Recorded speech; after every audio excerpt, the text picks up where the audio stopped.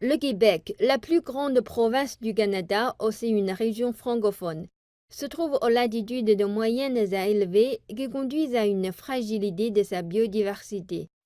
Depuis 1992, lors de l'adoption de la Convention sur la biodiversité de l'ONU, le Québec s'est déclaré lié et il a accueilli dès 1996 le secrétariat de la Convention sur la biodiversité.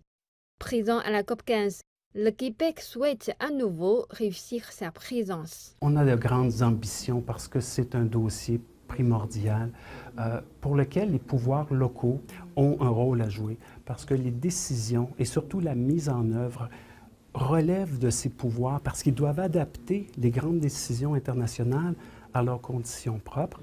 Donc pour nous, il est important d'être à la table pour faire entendre les voix de ces gouvernements qui sont adaptés, qui s'adaptent et qui se manifestent en fonction de leur réalité propre. La particularité géographique fait du Québec une région choyée au niveau de l'énergie propre au travers de l'hydroélectricité, ce qui rend les Québécois beaucoup plus sensibles à tout ce qui touche à l'espace naturel et à l'environnement.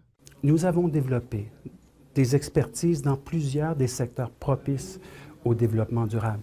Le transport de l'électricité, une fois créé, il y a toujours des pertes. Hydro-Québec dispose d'une grande expertise dans ce domaine.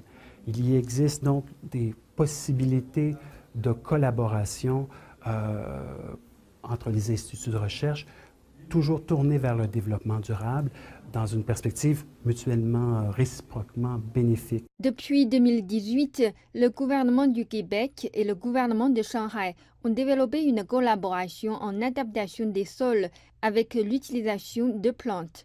Et celle-ci est devenue un exemple de coopération internationale réussie en matière de protection de la biodiversité. La Chine est un pays de très grande variété. Bien entendu, je ne suis pas un expert, mais on voit ce que traduit le 14e plan quinquennal, c'est une volonté véritable de préserver l'espace. Bien sûr, on a des grands exemples spectaculaires comme la rescousse des pandas.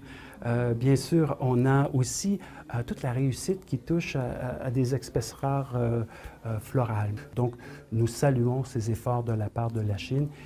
Sans la Chine, ce défi global ne pourra pas se réussir. Donc, et on souhaite que véritablement il y ait un dialogue mondial et dans lequel la Chine prenne la place qui lui revient.